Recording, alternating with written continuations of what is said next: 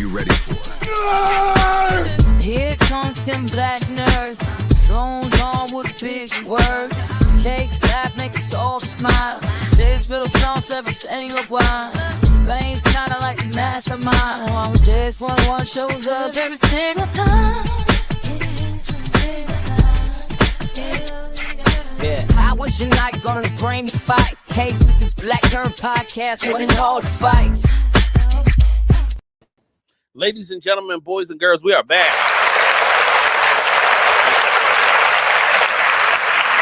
What's up, bro? Yeah. All right. We normally we broadcast on Sundays.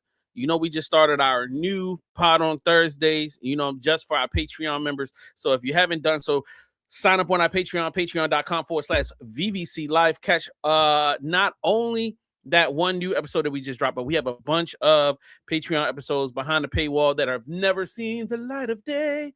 And you can also catch all of our current pods from our Patreon. We are in the process just as new. So over the next 2 weeks, it's going to be a little rugged. I am switching hosting from Spotify to our Patreon so that we can align all of our episodes into one stream. So even the exclusives will be available through Apple Podcasts. It'll be available through Spotify Podcasts. Well, anywhere you get podcasts, the Patreon exclusives will be there and our regular audio will be there. However, you still won't be able to access unless you have a Patreon membership, but you will be notified every time a new Patreon episode is there. That's number one. Number two, make sure, if you haven't done so, follow us on all social media platforms. We can always use the support because, as any church is, you cannot grow a congregation without putting a little collection in a plate, baby. So just make sure, if you haven't thrown a couple of dollars down, hey, it can always do, because y'all always want us to do stuff. Y'all want us to do RPGs. You want us to game. These games ain't free. So, what I'm saying? Anyway, we here for y'all, whatever y'all want to do. We sign up on the Patreon. Baldur's Gate is this Sunday, 8 p.m. Right here on our live stream, youtube.com/VVC Life. We will be back at Baldur's Gate 3. Last weekend we weren't able to do it. That is my fault. Because I was obviously out of town, and the week before that as well. Monday night co-op at 9 p.m. Tune in to the Monday night co-op. Me and Fame are playing a game called No Way Out. Please make sure you tap in on Monday nights. Lord Travis Invitational Tournament. We will be, let me show. Where's that flyer at? Damn it. Where's the flyer? I'm sorry. I should have preloaded this damn flyer, but I didn't. But anyway, the Lord Travis Invitational is a video game competition that will be jumping off on 1118 South Charles Street. We will be there on February the 6th. So make sure, if you haven't done so, to tap in. Hold on, let me make sure the world ain't burning down. Okay, cool. All right, the world is not burning down. All right. So we will be there. There's going to be a Mortal Kombat competition, a Capcom versus Marvel competition, and another one. We will be in the house competing. Also, there's a Pokemon competition coming up. Please make sure, if you haven't followed us on at Black Nerd Podcast on Instagram, we will have all of the information there. We will be back. The Pokemon event will be January the 31st at 12 noon.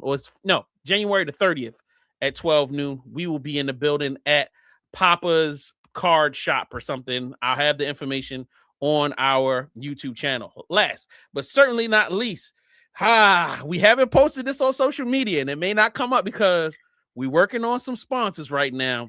But this is our first tour, the first Black Nerd Podcast, the Nerdy Tour 2026 is going down. And I tell you, I'm pumped. We got press passes. Your boys and Jalen have got press passes. We will be at BlurCon March the 6th through the 8th. We will be at DreamCon in Houston, Texas, July the 10th through the 12th. We will be at DragonCon September 13th through the 6th. We will be at J1Con again. We were there last year. We will be there again. They haven't announced their dates yet, but I can guarantee you we're going to be there. Baltimore's Comic-Con will be there again this year, September the 25th through the 27th. And New York Comic-Con, we're ending ending our tour October the 8th through the 10th in obviously New York. We will be on location. We will be shooting tons of content. We will be setting up tables. They're going to be giveaways. Shout out to, our management team who is helping us line up all of the beautiful sponsors. So make sure you keep up with us. We'll let you know where we're going to be at these cons. Come holler at us. Come get some free stuff. You know what I'm saying? It is what it is. The house cleaning is complete. Today, of all days, I am honored and excited. I've got a gentleman whom I've never met, however, has graciously reached out to us on social media and requested that he wants to talk about his alcoholism. This gentleman obviously is throwing away his life. I don't understand. This guy just was like, yo, I like to get drunk, and I felt like I could do it with comedy. Yo, would you let me come on the show and talk about my alcoholism and my comedy together? And I'm like, yo, as a fellow alcoholic, I said, man, that sounds like a man after my own heart. So, you know what I'm saying? This gentleman, his name is Brandon Collins. He's got a tour of his own coming out. His starts before ours, son of a bitch. You know what I'm saying? And he will be talking comedy, talking nerdiness, and getting drunk all at the same time around the United States. Ladies and gentlemen, welcome, Brandon. My brother. Huh? How you feeling, bro? I'm good. I have a little drink right now. Just keeping this narrative going. Just you better, because this tour don't work without it. Yeah, that's true. That's you gonna call it sobriety history? Yeah, well, I mean that's just history, right? But yeah, I mean honestly, history's full of liquor. History's full of liquor and seasoning. If you really want to get into the full American history, it's all about spices. It's wild. Yeah. I mean, if you think about Thanos, right? Thanos did all this shit so he could have all the spices and ingredients to himself. What's the first thing we see Thanos doing after Infinity War? The snap, right? He disappears, and then he making soup with spices and shit. That's what it's all about. White man always want the spices. He'll kill anybody to get the spices. Yeah, man, gotta have some flavor, bro. I mean, you ever had potatoes without flavoring? That's not fun at all. No. Hell nah. So how you doing today, man? How you feeling? I'm all right, man. I'm all right. The world's falling apart, but I'm doing my part in educating folks about Black history and how we contribute not just to this country but to the world, and trying to make people laugh at the same time. It's a challenge, but I'm up to it. Gosh, what made you decide that I want to teach before we even get to the drunk history? What made you interested in talking about Black history and then like to get to the point of bringing it out to the people?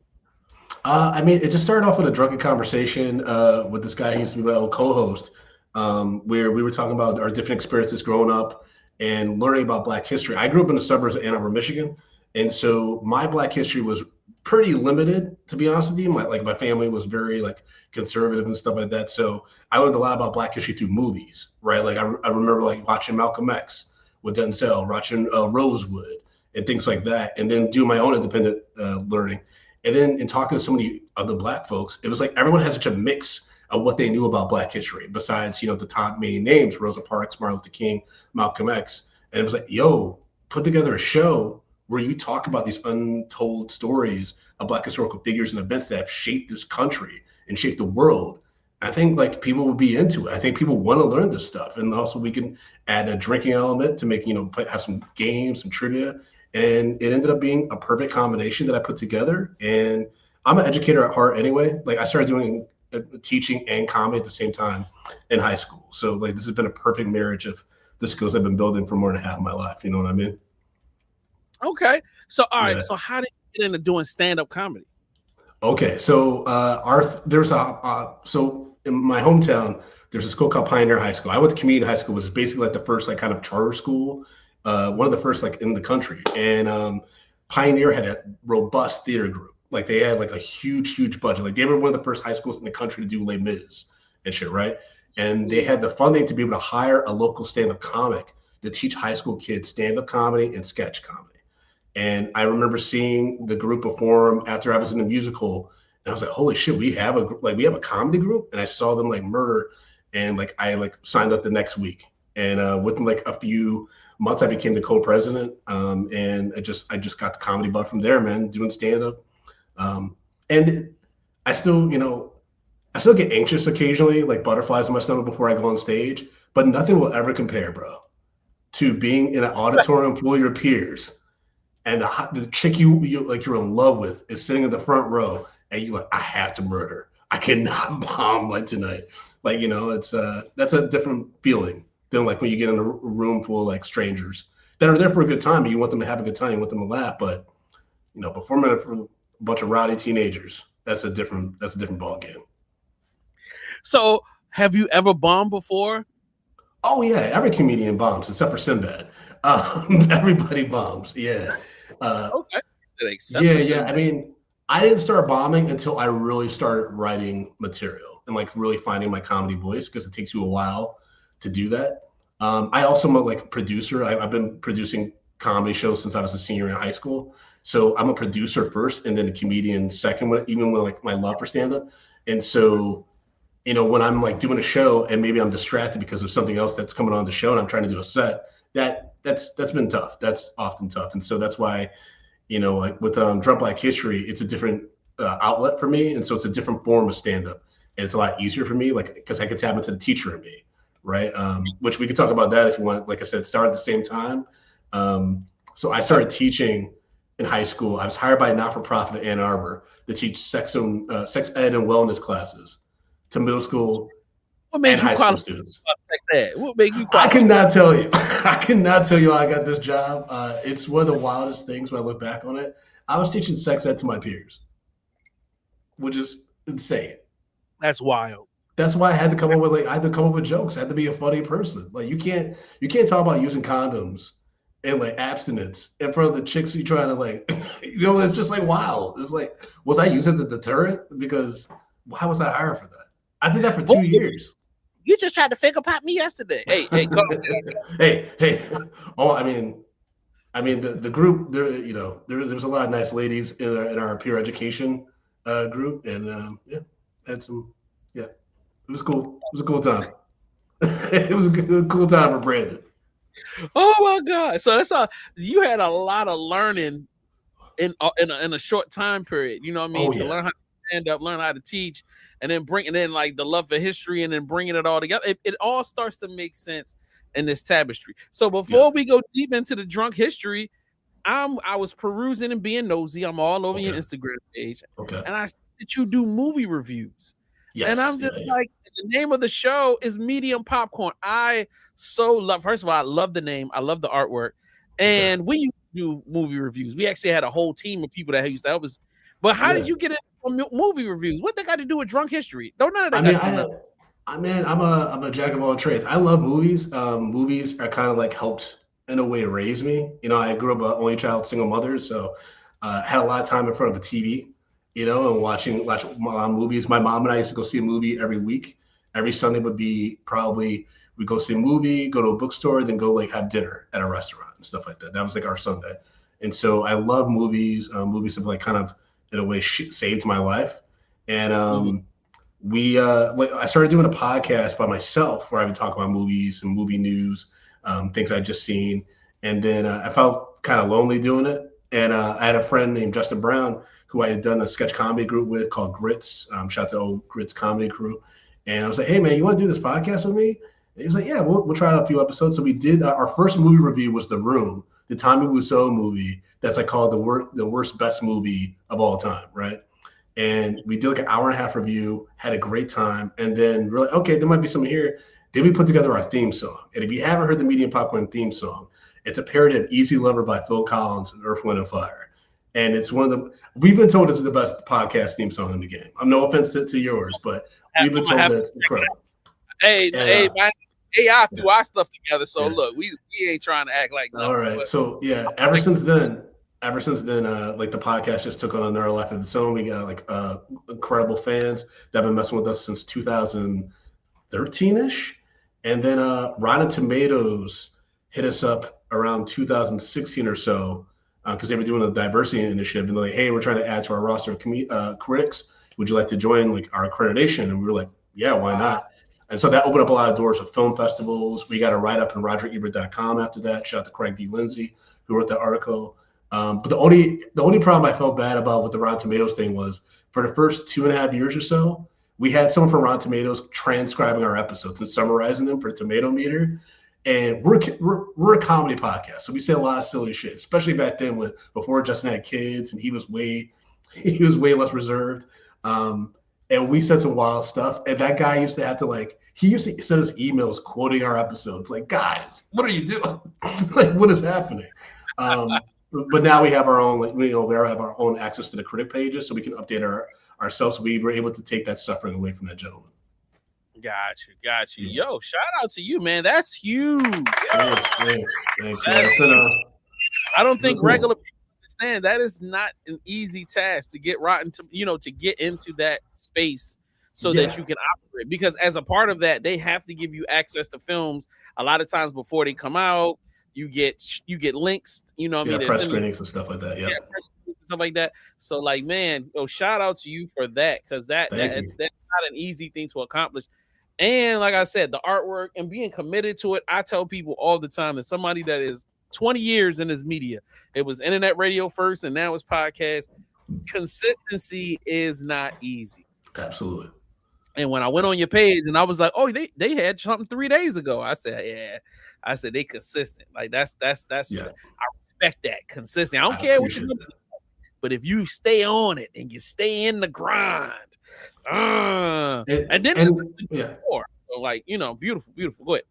Yeah, thank you. I was going to say, the consistency is very much key. With Drunk Black History, every Friday, and I started this last October. Every Friday, I release a video that's called "This Week in Black History," and it's not "This Week in Black History in 1965" or whatever this happened. It's no. And this past week, these Black achievements or records were made. Unfortunately, these Black pioneers passed away. Highlighting things like that every Friday. You can expect to see that video. It's a quick 40-second video that just teaches you, a little something you didn't know, maybe about people that achieved some incredible things that week. Got you. So I hope you don't mind. I'm probably going to steal that video and put it on every episode of the Black Nerd Podcast. So I'm just letting you know. That's fine. We don't have time to pull together Black history stuff, but I always love when I see it'll be such and such in 1920 he invented toilet paper, you know what I mean. I'm I put that on the show because we get a lot of older and younger kids. Now, mind you, the only people that really care about the history is the older Black folk, but I'm constantly surprised in older Black folk with the amount of stuff that Black people have invented that we haven't got credit for. Yeah, you know what I'm saying? Oh man, super soaker, air conditioning, heat. Central air was invented by Black people. Doorknobs were invented. The fucking doorknob was invented by a goddamn Black person. Yeah. It's crazy inventions. The ironing board was invented by a Black person. Come on, bruh. Come on, the deep freezer. Come on, bruh. Man, can you imagine being alive in this day and you remember the time when they invented refrigerators to where we are now? That has to be so crazy.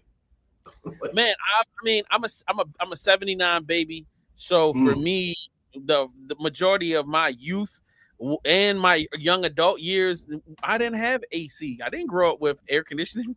You know what I'm saying? It was when we used to be hot, it was open a window and put your fan in the window if you had a fan, you go sit out in the front porch. When I was with my aunt in the country in Virginia, if I got hot, go sit out in the front porch.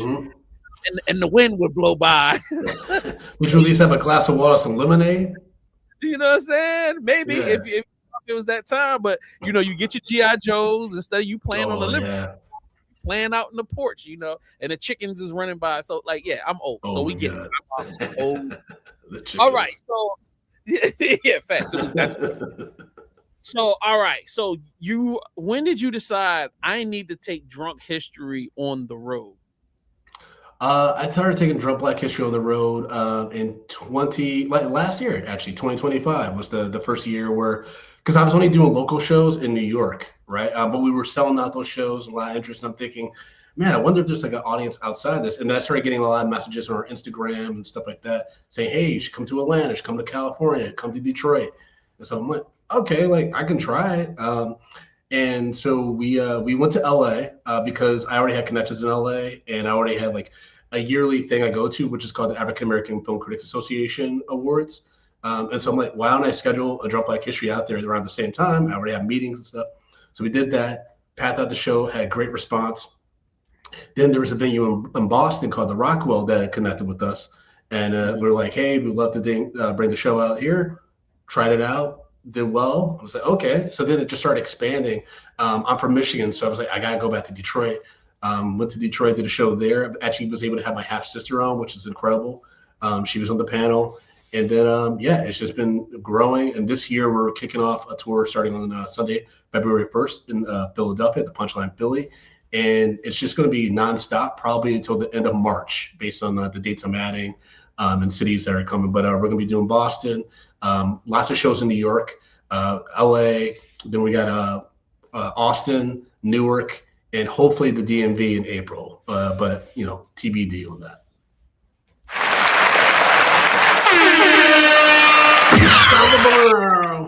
Yeah, man, that's how you do it. All right, so when you're going on tour, are you bringing in different people in every city? Is it the same? I'm booking local talent. We're not the only person that comes on the road with me typically is my wife.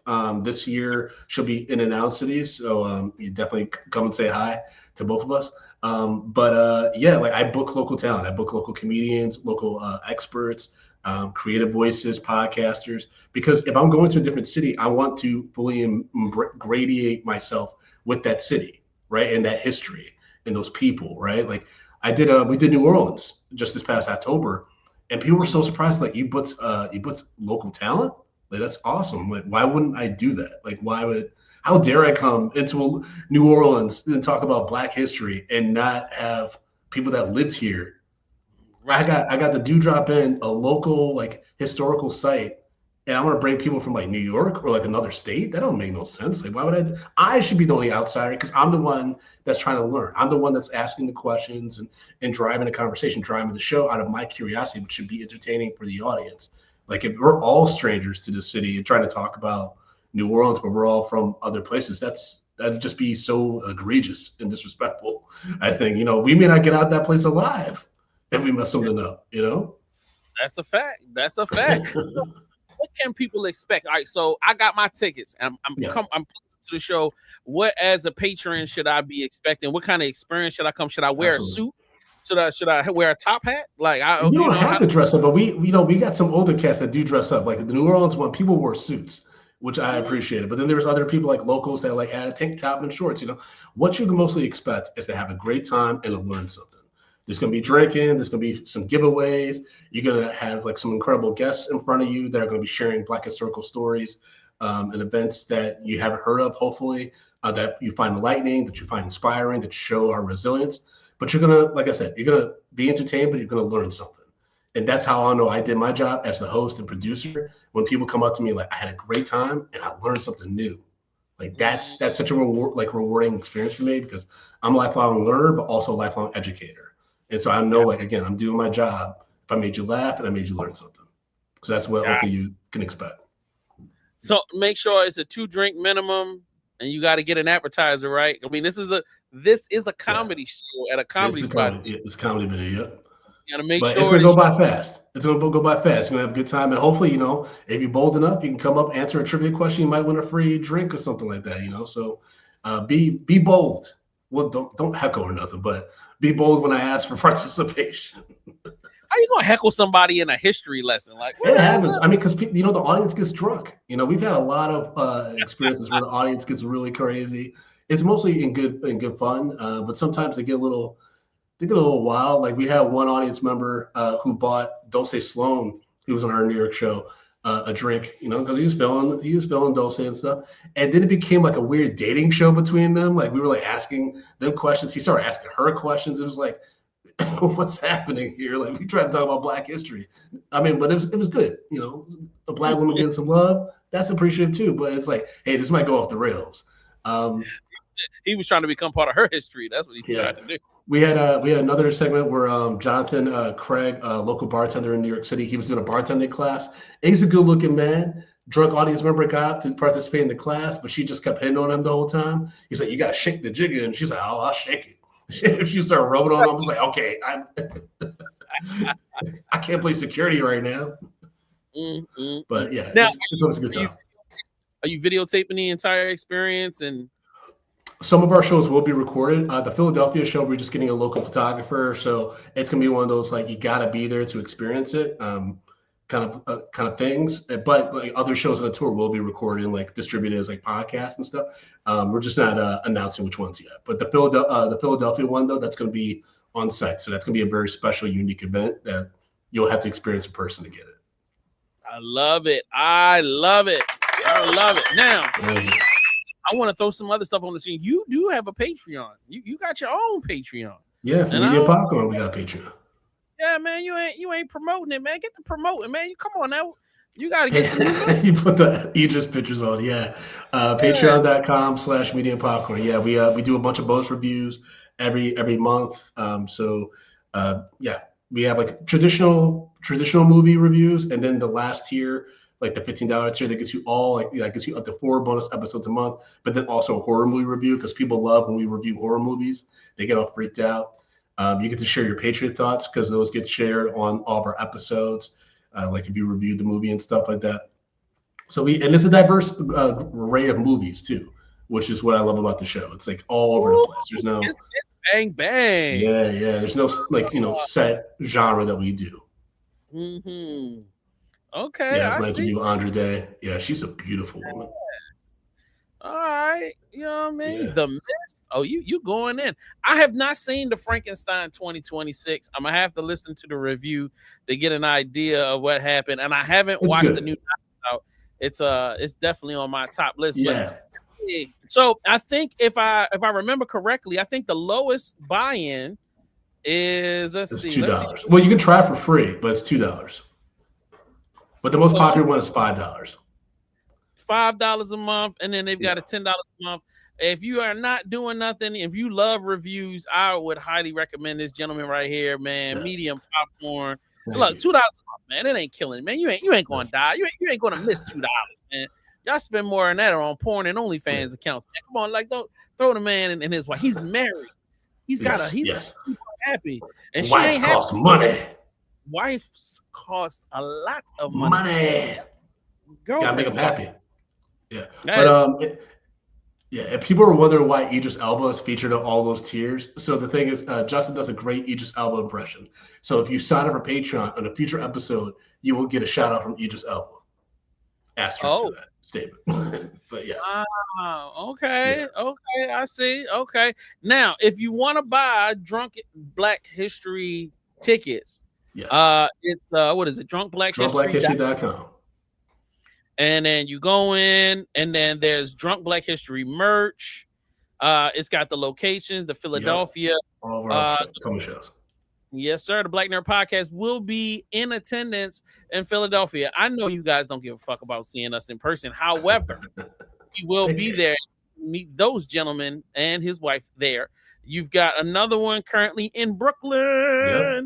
We got a few shows in New York, but the Brooklyn one on Friday, February 13th, is going to be huge. We got Nicole Hannah-Jones, who did the 1619 Project, Akilah Hughes from Crooked Media, and then we have a Black improv group called UC Black. They're going to be doing a little performance, so it's going to be an incredible show. Can't wait for people to come out to that. And then after that, we have, I believe it's the LA show, at the Elysian, Saturday, February 21st. That's going to be a great show. A lot of fun, a lot of celebration of Black Hollywood because, sinners. And then we're going to be back in Brooklyn at the Museum of Food and Drink celebrating the Black Woman Comedy Laugh Fest. That's going to be an incredible show as well. And then we're going to be in Boston, Austin, and just other places around the road. So just drunkblackhistory.com for all those show dates. If you do not see our show on this website, that is not our official Drunk Black History show. I'm going to just say it now, just ripping a Band-Aid off. There's some imitators out there. The official Drunk Black History shows, you want to go to drunkblackhistory.com for those show dates.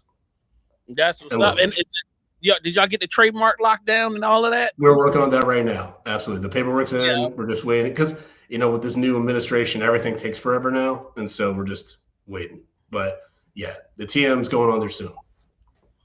Yo. This is the hardest t-shirt I've ever seen. Hold up, bro. I stumbled into some greatness, bro. Hold on. I got to throw this t-shirt up here. Yo, you are the man, sir. I love this which t-shirt. one? Which one are we talking about?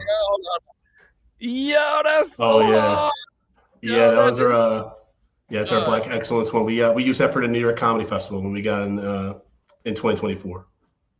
Yeah, that was Super incredible. fire. Man, will you have any of those on location for people to buy? Like We're going to have merch at our New York show on Friday the 13th. We're going to have a lot of merch on sale, including from one of our sponsors, Black is My Superpower. So definitely come through, get some Drunk Black History merch, some Black is My Superpower merch, and have a great time at the show. No, I love that. I'm so excited. Thank you. Thank you for sharing that. Oh man, like when I saw it, I couldn't help it. I'm a merch whore. Is that an appropriate thing to say? You're if I love something with the threads. Yeah, there you go. And especially if it's like underground stuff, like you know what I'm saying. If it was like, yo, I love supporting them in that kind of way. I'm a nerd like that too with sneakers, with like because my wife's like a sneakerhead, but I'm the dude that gets like the limited edition like Home Alone Adidas shoes, or like Jurassic Park had a series like collab with Adidas and stuff like, or I got these Ghostbusters Reebok shoes. Like I get shit that like no one has, but it's also like it speaks to my geek heart. You know what I mean? So, no, 1,000%. I got the Tribe Called Quest. Tribe Called Quest dropped something with Converse. No, it was with Vans. They dropped it with Vans. Okay, that's dope. Pair of those. I got the G Units when they came out. I got the S. Carters when they came out. I'm like a hip hop. Like if it's a hip hop thing, I'll tap when it comes to sneakers. But I've never owned a pair of Jordans. I probably had 3 pair of them.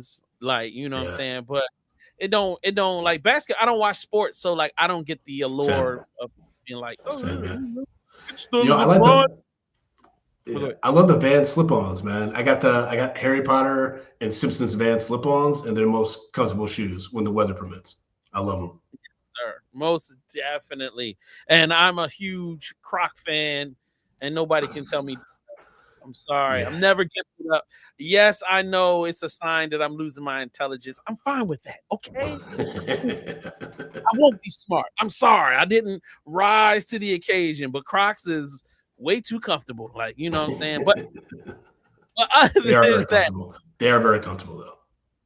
So what are your plans as a stand-up comedian? Like, because I feel like the Drunk History is great, but the world needs more of your stand-up. Like, when should we? I'm working on some stuff. You know, the Drunk Black History has been great because I've been really honing in my comedic voice and stuff. And yeah, I'm writing some material. I also teach stand-up comedy to middle school, to high school students on Mondays and Wednesdays. And so that's been kind of a full circle moment for me. So I've been writing like some kid-friendly material that like is actually like really fun and like, talking about my life. And, I'm telling these kids, like, be careful when you get older. You think you want to be older now. Just, wait, you can't walk upstairs the right way, or like you can't drink certain milks. And so it's been great. I'm going to be definitely like doing more stand-up after I'm done with the tour, because the tour is so much and like it requires so much prep with like, the research and stuff like that. So it's hard for me to get out and do spots in the cities versus just resting and, taking in the city too, like going to museums and taking in artwork and like the local scene, things like that. But like for sure, like, and I have a website, protoblackens.com, for when I have additional shows and stuff, because I'm hosting here and there around the city in New Jersey and stuff. Okay, so I'm gonna ask one more comedy question, and then we're gonna go back to the movie review thing one more time, and then we're gonna loop back into the drunk stuff and the last. So, the evolution of comedy, because I don't get to talk to comedians as much. So I had, as a person that loves comedy, I'm a huge comedy fan, and I've seen the evolution of Dave Chappelle, but also the guy, his name is. He's the gay comedian that had the TV shows. Oh my God. Carmichael. Gerard Carmichael. Yep. Phenomenal last 2 stand-ups, which I don't even know if I know we can call them stand-ups because there are joke elements in it. But this evolution of storytelling, even with Ali Sadiq, where it's comedy is evolving almost into like a dramatic one-man show stage performance. How do you feel like with comedy evolving and you seeing this style, this art form morph into what it is now? Like, what are your feelings about it? I like the variety. I do like the variety. I just don't like when stories go too long without a laugh. You know what I mean? Like if you're talking more than a minute, and I've barely chuckled, like we gotta figure something out because otherwise the payoff better be worth it. You building up all this tension and me shitting uncomfortably in my seat. Like it better be worth it. It's very rare that it works, especially for Chappelle now. I would say Chappelle's like last two specials. He's been doing that. Like I'm building up this thing, building up, building up, building up. And then like the payoff, you're kind of like, huh, like, all right, sure. But yeah, the Gerard Carmichael's last two specials were great, especially compared to the first two. The one, especially at the Comedy Store that he did, that Spike Lee directed, that is like notorious within the comedy world as being like trash and being like, just someone who like had a fast trajectory who just got a comedy special and didn't meet the moment at all, who clearly wasn't ready. And he grew from that. He's talked in said interviews where he evolved from that experience and stuff like that. And I love the Carmichael show, so I also was kind of a forgiver on that a little bit. Like I was kind of like, but he's got this funny show over here that I really like. But yeah, I thought the show was funny, but I felt like it was missing a few elements. You know what I'm saying? And trying to be like a cross between Martin and Bill Cosby a little bit. And Seinfeld a little bit, yeah. Yeah, and it was just like it's working, but it's not. It's missing something. But I also feel like it wasn't given enough time to grow into. It was getting better. The first season was rough, but the second season it was definitely getting more confident. You felt like everyone was kind of locking in on their characters, and that's with a lot of comedies. It's like they never got renewed, which is unfortunate. Yeah, they never got renewed, and then he's been pivoting ever since, trying to find that thing that would get him. But I also feel like a part of his problem is he's not touring enough. I don't feel like he's out on the road. I feel like you need to be out in front of audiences. They need to be telling you they displeasing it. You're needing to deal with the hardships of it. I feel like one of the things that makes a comedian great is that road. You need 100%. To hit that road. You need to learn how to dig in and deal with the uncomfortableness and figure this out, figure that out, make it work. So that you can come out bulletproof. I don't think he's bulletproof on stage. So I feel like him shifting into this new thing that he's did was great. But like you said, if you is that show going to work 137 times around the country? No, it works as a dramatic piece for television, but I don't want to buy tickets to see that 1,000 more times. Exactly. Yeah. So that's my. Go ahead. Yeah, touring as a comedian is it's an incredible experience because you get to meet so many different people through the audience, through performance, and you get to learn how to read rooms, how to know when something may not go well. Especially because I used to be able to do that. I produced so many shows and stuff. So just off the energy of the audience or the staff, you can kind of tell it's gonna be a good night or this is might be a little tough, right? And then also for me, I've gotten to know what to look out for venues and stuff like that, whether they have the right setup or whether they communicate clearly or accurately. Because there's some venues that we've worked with that said they misspoke when they said that they could support certain needs for the show and stuff like that. Now we know what to look for. We know how to put things in our contract and stuff like that. But that's tough. That's tough, right? Because that can completely change kind of element, not just for you as a performer, but for your audience. And if your audience is already not having fun because maybe the venue isn't accommodating or they don't have the right things prepared or their drink staff is not on point, then that feeds onto you performing. So there's so many different elements at play, but it's also what makes comedy so dangerous, right? But for stand-ups especially, it's just you on stage. And so, at the beginning and end of Drunk Black History, I'm on stage by myself. And at the end, it's especially precarious because everyone's drunk in front of me, and sometimes I'm drunk too. You know what I mean? So I'm still trying to make sure we wrap up on some laughs and we remember why we were there. But it can get kind of crazy and kind of rowdy. And I've had to one time do a Drunk Black History show with no microphones and a drunk audience. I feel like Chris Pratt. I feel like Chris Pratt in Jurassic World. I'll have my hands out. The Velociraptor's hey, everyone, calm down. It's okay. We're gonna get through this, baby. That's crazy. That is so wild. All right. So what comedians do you run to now? When you hear about a special or you see the ticket, who do you run to? Yo, I love ABC, X, Y, and Z, and this is the reason why. That's a good question. I mean, before the stroke, anytime Sinbad was in the area, I would have to go see Sinbad. He was the first comedian I was able to fully absorb. growing up because he was clean. So he was the first stand-up comic that my mom let me watch his full specials, that let me bought me a book with like his comedy source and stuff. So he was definitely one. Now in regards to like younger comics that are out there, you can't go wrong by having a night at the Comedy Cellar. That's the best comics, not only in the world, but and they're also like always constantly working on their craft, so they're constantly evolving and getting better. So specific comics that the shout out would be Yamanika Saunders. She's fantastic. Jay Jordan is a great comic. Homie Chris Lambert has incredible comedy stories that always make me fucking laugh. He's actually got a comedy special coming out in a few weeks, so that's great.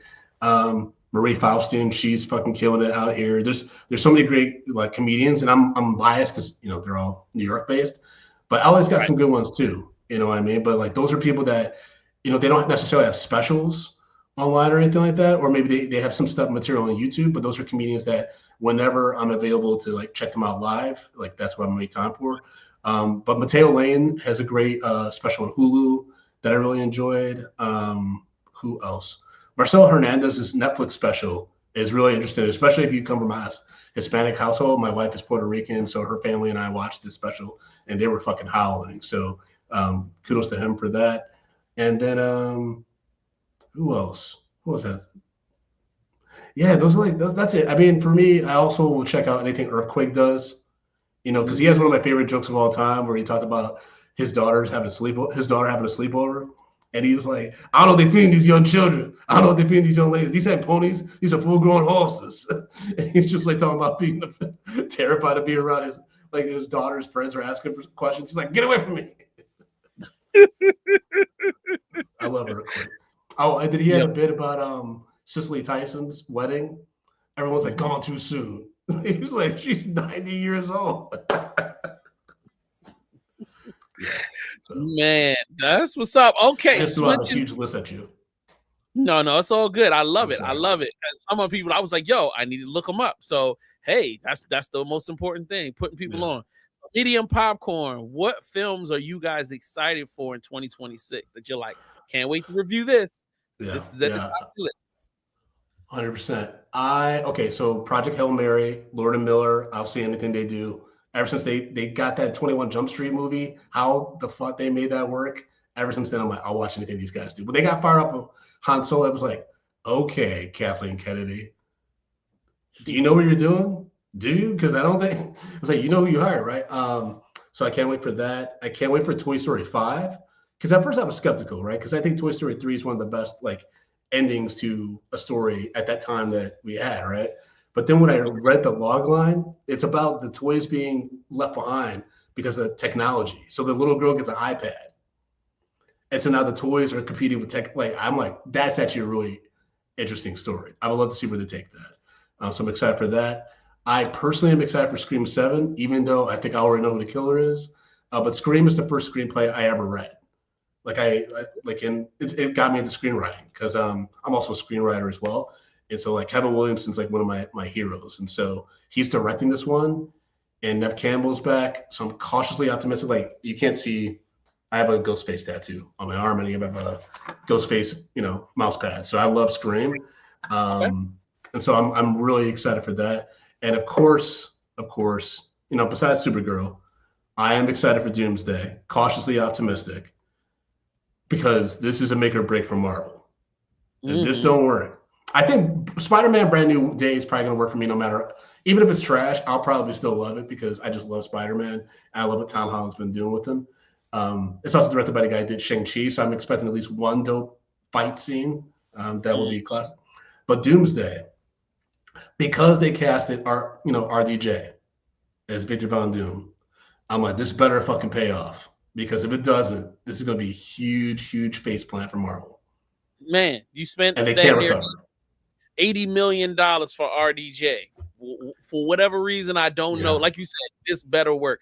This is a hugely expensive investment on something where you had an open line to bring in anybody new, a fresh whomever to do whatever.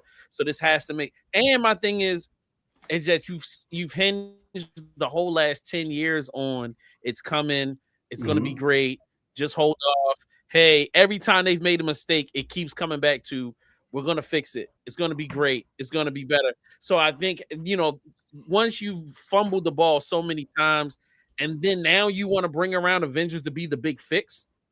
Yeah. Because I believe I believe Marvel was in their mind, we're going to give y'all Fantastic Four. This is going to do it. And it didn't. And it was just like, we were happy. We were like, yo, this is cool, but this isn't the fix. This is you setting up. You're once again, you keep passing the buck of the solution to another show, to another movie. Yeah. You know what I'm saying? So it's just like, this was cool, but it ain't enough. Yeah, well, I think for blurs like us, like me personally with the Fantastic Four, the reason why that was so disappointing, like the movie was fine, but it was so disappointing to me because they had an opportunity to get so creative with the casting. It's in a different universe. Like, you're doing this retro kind of look and stuff that's kind of cool, but there was a point where I was like, William Jackson Harper. They ended up misusing him in Ant-Man 3 as some random character that could read your mind. I'm like, he would have been a great Reed Richards. If you've ever seen The Good Place, he would have been perfect as Reed Richards. Like, switch up who plays Sue Storm. Let's shake things up, and then they have basically an all-white cast. And just like, okay, so we're going back to being vanilla and boring. Like, who was this movie for? Like, you tried this already 2 different times in Marvel. You have to shake things up fundamentally. I mean, I guess the Michael B. Jordan, Kate Mara movie was so bad that they were scared to like mix up the race or anything. But God damn, I wasn't really tripping about the race, but what I was tripping about is you did a storyline, you brought in a big bad, and then he wrapped it up in one film. And I was just like, what are we doing? Bro, he is not a one film wrap up. If he had, screwed some stuff up and put them in a bad situation and then we rolled credits, I think everybody would be like, what I mean? We'd all be like, what's going to happen next? Let's go. Like, but to like wrap it all up Hollywood style. All right, we're going to open the portal. We're going to knock them through it. Ta-da! Yeah. Marvel lost their balls somewhere. Yeah. After Infinity War, Marvel stopped taking really big swings. They got very cautious. I don't know what the hell happened because, on our podcast, Meaning Popcorn, we said Ant-Man 3. This is before the Jonathan Majors controversy or all that stuff, the salt stuff happened. We were like, Ant-Man 3, have Kang kill Ant-Man. Then, like, we as an audience is like, oh, shit, we went to Ant-Man 3 and he killed Ant-Man. Like, that raises the stakes. Or kill Hulk, kill somebody important. They killed no one. And then Jonathan Majors got carried off by an army of ants. And so we're like, isn't this supposed to be the big bad of, like, the new fate? Like, this new era? Like, what are we doing? And then it was cool because they did the post-credit scene, and then we saw all of the millions. The council. The council. And I was like, oh, okay, we got something here. But even then, I definitely agree with you. They should have did something with it, which they didn't. And they got so scared because as soon as that little teeny bit of John Majors controversy came around, they were like, get rid of him. I do think something cool could happen. And I don't know, like, this will happen in Doomsday. But I do think a cool opening sequence to establish the audience who Victor Von Doom is and why he's such a problem. You open with a montage where he kills Thanos in the iconic image from the comic books, right? Then he kills Ultron, and then you have him wipe out the whole council of Kangs. You bring Jonathan Majors back or just use his likeness AI. You have him wipe out all those dudes, and then it's like, all right, now coming after the MCU. Then it's like, okay, now we got a problem. Now this guy's a problem. And you got Victor Von Doom all in the same situation. Mm-hmm. Now you got 8 films of just things going crazy, and we're stuck going to the theater because we need to find out what happens next. Exactly. That we need. I feel like they keep wrapping up every film to try to make everything neat and clean, and I'm like, that's not what made us fall in love with the back-to-back film. You know what I mean? There was something that we were starving for at the end of every film. There was always a mess that was never quite cleaned up at the end of all of those films, and it's just too much. And I was telling my homeboy, is I understand that they're trying to expand the universe to have one-off stories, but there needs to be some way to identify is Wonder Man a one-off thing, or is it a part of the greater universe? Yes. And if it 100%. Is, learn how to market it so that we don't expect something and we can learn to just love it for its own thing. This doesn't have to be a part of the Avengers story. This is just a great comic book story. Exactly. And it's going to own thing. And I feel like they haven't done a good job with that. Like, they've sold No. us on the concept that everything is interconnected, and then they'll drop something, and then they'll be like, well, it ain't connected.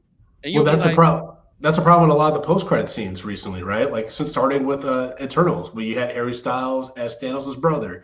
Then you brought in a homie from Ted Lasso who was Hercules, right? Like, and then we never see these people again. Or even the Mahershala Blade, other Right. post-credit in Eternals. It's just like you hear his voice, but it's like we never went back to that, and that's years ago. You know what I mean? Yes, sir. So it's getting to a point where the MCU, on top of the TV shows, which were very hit or miss with me. I haven't even watched Agatha all along. I haven't watched, and I love Daredevil. I haven't even watched the new Daredevil just because I was so burned by Secret Invasion. Daredevil's fire. I heard, but Secret Invasion really hurt. That whole thing with Rhodes was insane. All right. Tell me. I'm not going to take up too much time, but I need to, because I love Secret Invasion. Loved Really? it. Great. And that's because I know I'm horrible. I'm a horrible person. And it came out before the Marvels, which made it even weirder because Sam Jackson's a different Nick Fury. Right. Exactly. I 1000% agree on that. So what is it? Tell me, give me your reasoning why Invasion was so disappointing. Well, I don't care for the Skrulls. That's a big part, right? I don't care for the Skrulls. And I thought that Emilia Clarke from Daenerys from Game of Thrones, I thought she was god-awful in the show. I thought she was really bad, and she's a big part of the show. And again, like Sam Jackson played a completely different vibe. Nick Fury, they had the whole thing, the storyline with the wife, who was revealed to be a Skrull. But then even Olivia Colman was weird on the show. You know what I mean? And so I just didn't have fun with it. It was only like 4 episodes too, right? It was short. Yeah, it was like 4 to 6 episodes. Yeah. And I was dreading each one, and that's not a good thing. So just for me, like, and I think this is after, what was the Marvel series that came out before that one? Was it Falcon and the Winter Soldier? It was that or She-Hulk. She-Hulk. Yeah. I think She-Hulk had like annoyed me. Like I was fine with it. Like I would have been fine with She-Hulk if it weren't for the fucking twerking scene. Even though I think She-Hulk is a baddie, I was like, you know what I mean? I thought she was a bad. It's just tonally these projects are all over the place now. Like before, it was like snarky, sarcasm, like jokey jokes, right? Like Iron Man and Spider-Man. That's the tone of like the comedy, and then it started getting more broad. And I think when you get to something like She-Marvel that breaks the mold and breaks the perspective and the fourth wall, now we're like in like what's going on, and maybe that works in like conjunction with Daredevil, but at the same time, like we gotta get to that sooner then. Agreed. And I feel like you are putting all of these stories out here. Like, let's talk about the Skrulls. So you do all of this work to establish the Skrulls, and then we stop talking about it. Yeah, you just killed Ben Mendelsohn, and then you're just like, all right, we're done there. I'm like, what? We're done. Oh yeah, they killed big characters in Secret Invasion, and like just moved on. Right. And then like you establish She-Hulk, give her a whole season, and then nothing.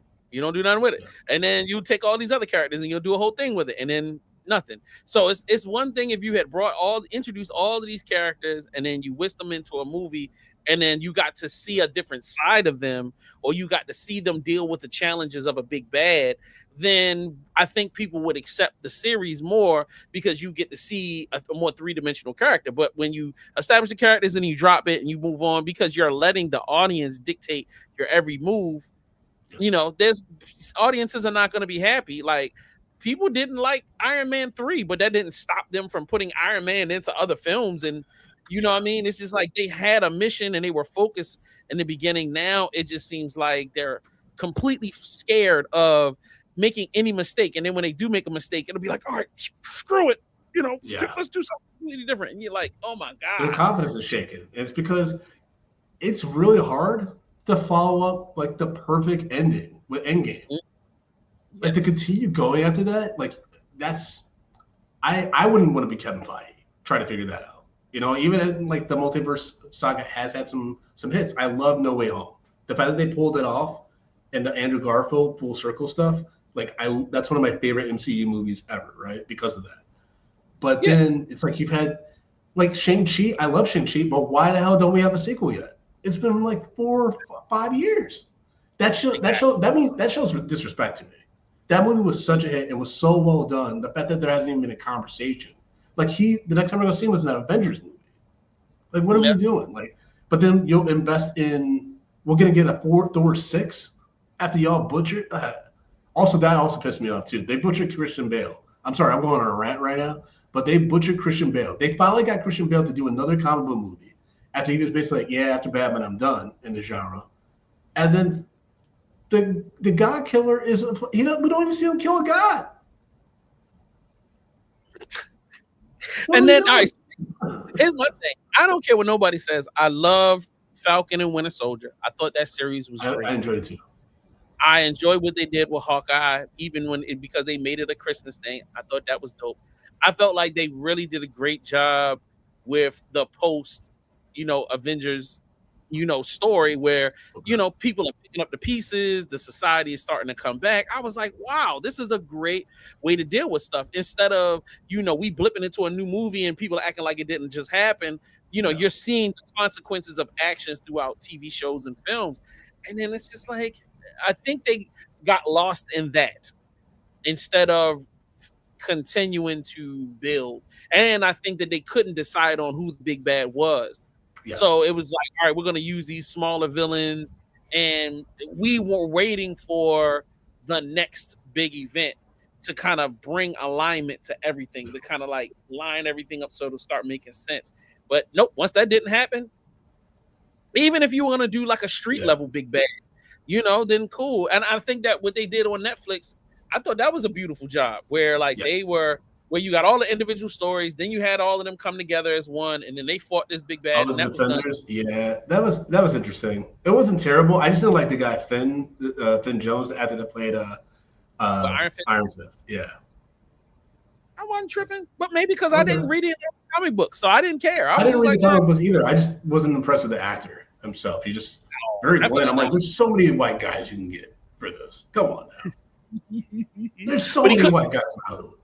He was all right, man. I watched it. I wasn't mad at it. What I'm saying? I get it. Like, they don't have to, I know that my black characters are going to have to be super great actors, and white guys just need to show up and smile and have some muscles. So I kind of like, whatever. I'm used to it. That's the reason why I don't get excited about DC TV shows, the Green Arrow and all of them. And people like, they're so great. And I'll be like, whatever. No. The underrated DC properties were the DC animated movies.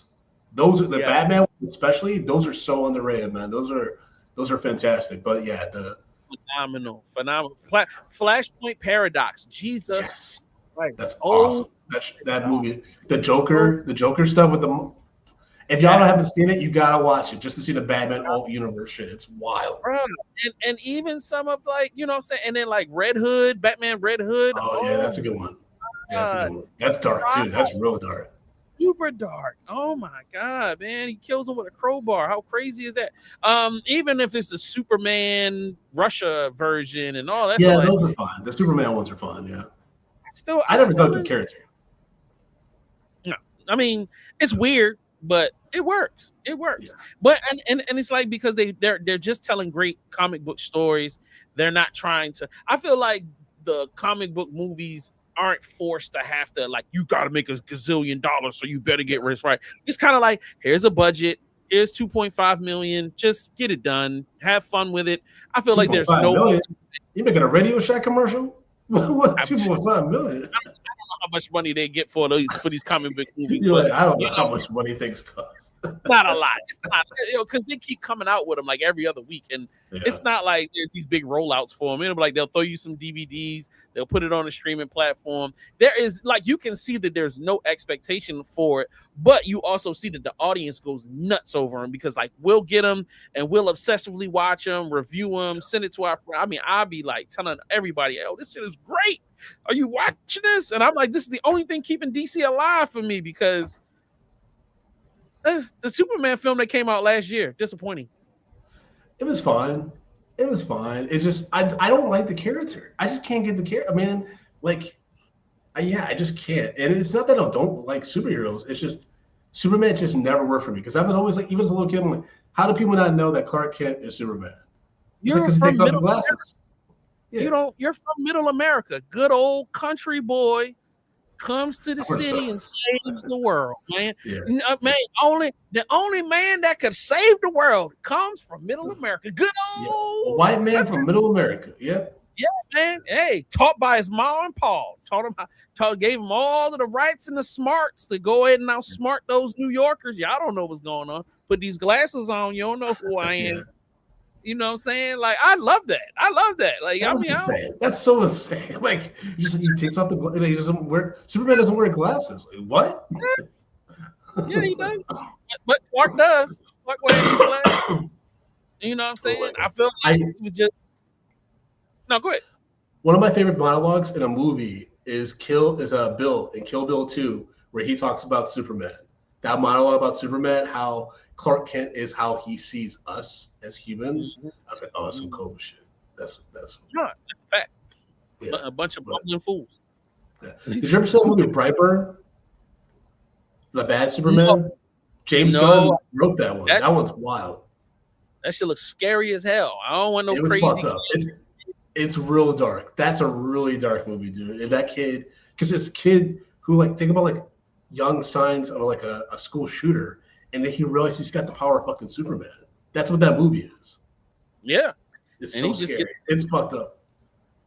And then I don't even want to know what happens at the end. I just don't even want to watch it. It's just that's why you gotta watch it. You're gonna be shooketh. I don't want to be shook. You know what I'm saying?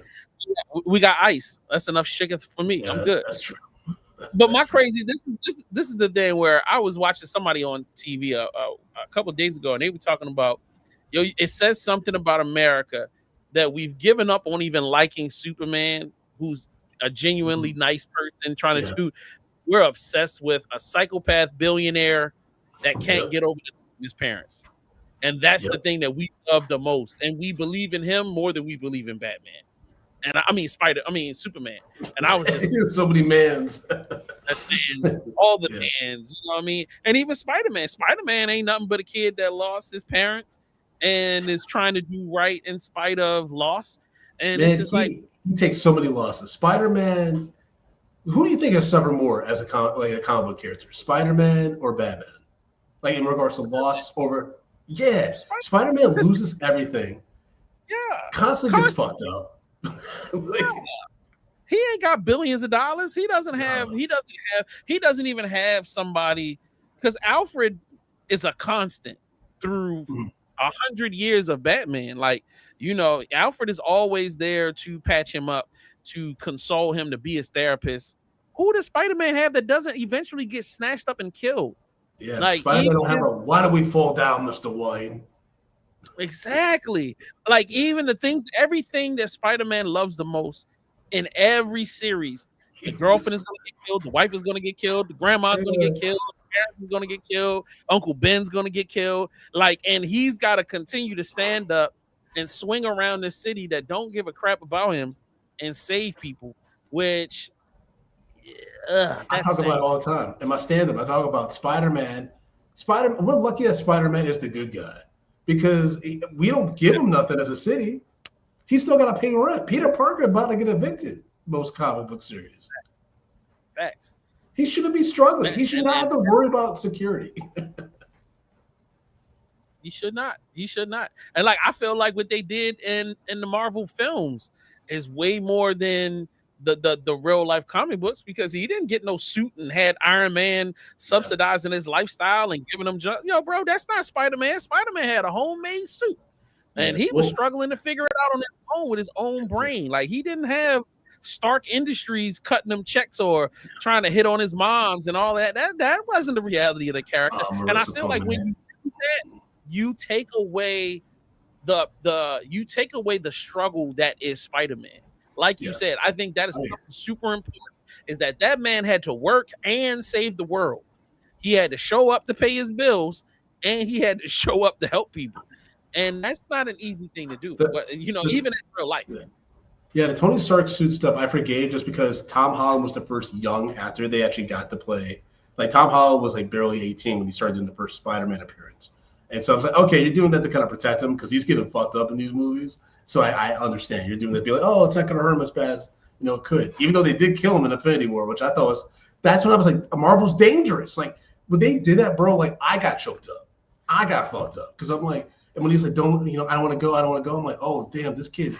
Like the first Spider-Man Homecoming, I got teared up when he's like lifting up the building that just collapsed on him. Like he's like trying to do it like because otherwise he's gonna die. And I'm like, this is a kid. Like I feel like this is actually a kid finally. He's not a grown man yet. And like he suffers so much loss. I mean, the No Way Home, the Aunt May loss, that was like brutal because you're like, he's already going through so much. He got outed publicly, and now this is happening. The thing that I knew about No Way Home though, that like was like I was like obviously Tobey Maguire and Andrew Garfield are in this movie. And I remember like my wife and like people on the podcast like calling in and be like, why do you think that they're gonna be in it? Like I know there's a rumor, but why do you for sure think it's gonna happen?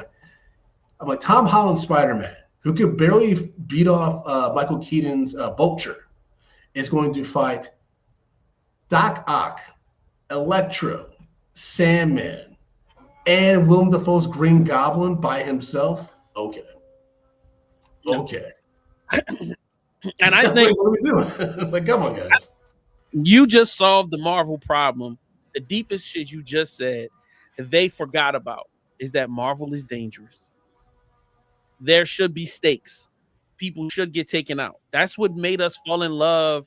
We hated it. We were disappointed, but that's what brought us back. That's what had us sitting at the edge of our seats because we didn't know who was next.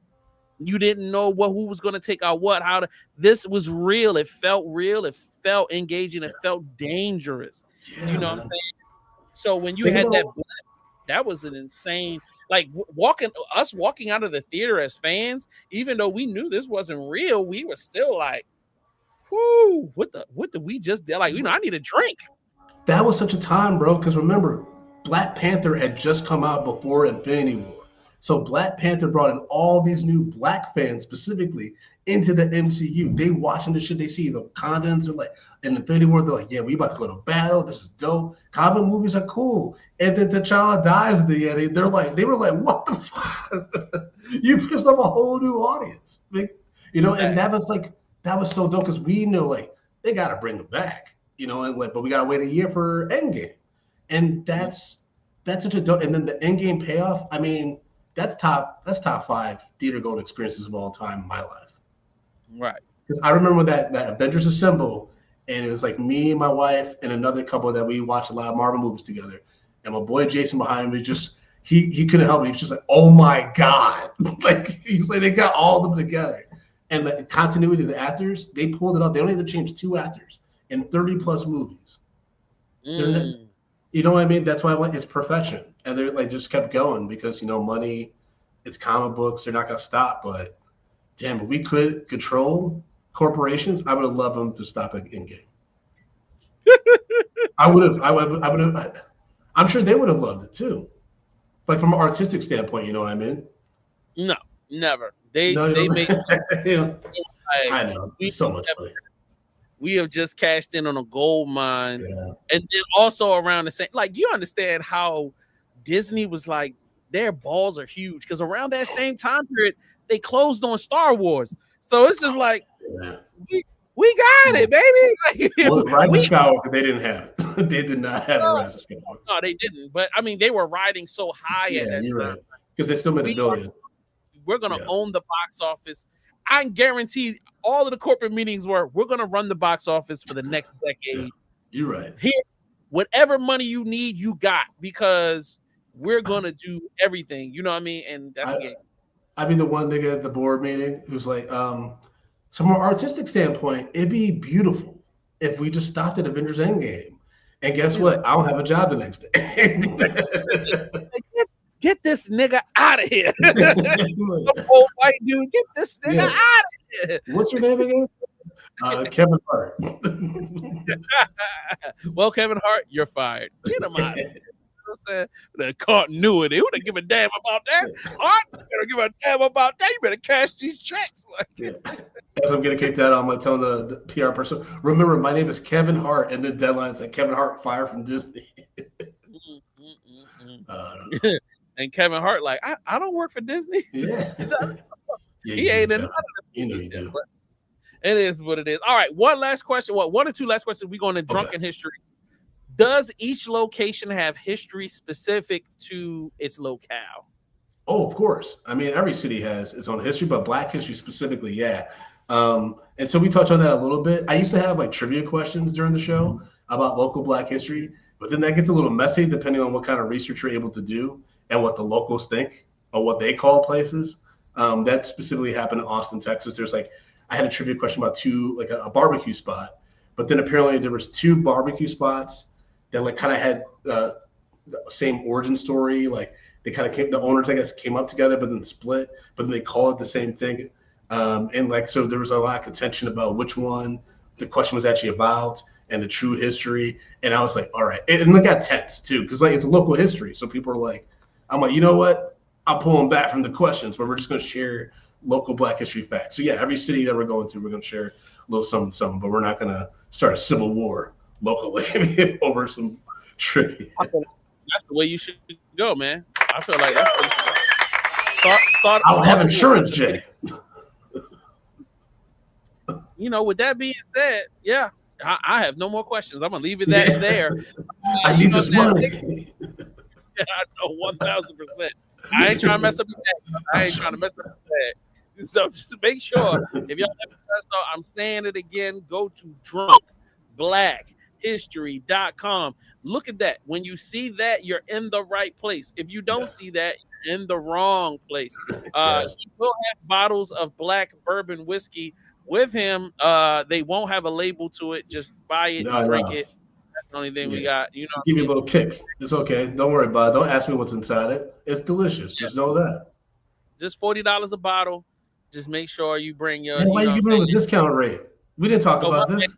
It's $80 a bottle. Thank you. $80 a bottle. Plus shipping. Sure. I'm not covering that. You got to cover your own shipping. Cover your own shipping. So, yeah. Also, you got to cover the transfer fee. The transfer fee to process your card. You got to cover that too, okay? But it's going to be delicious. I promise. It's going to be great. So just make sure you cop a bottle, get your tickets, bring your girlfriend, bring your mom, bring your dad, bring your cousin and them. Don't forget, it's a 2-drink minimum plus a meal.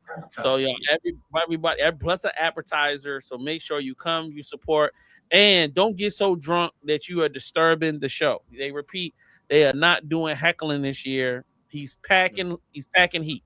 So he has permission to shoot if you get to acting up. You know what I'm saying? Now, if you're gonna shoot your shot at a chick that's on stage, please use some decorum. That's all we ask. Wait till the end of the show. They're not gonna disappear when the show over. You can walk up to them, but just don't do it while the show is happening. You can shoot your shot at me and you can buy me a drink afterwards. You know what I mean? But don't do it during the show.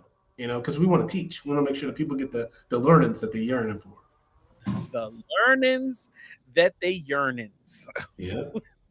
That's insane, right? Should I say that? The learnings that they yearning. You just went old Negro just that fast. Like, it's comes to yearn and learn. Like, I write that down. Oh my God! Oh, shout out to you, man!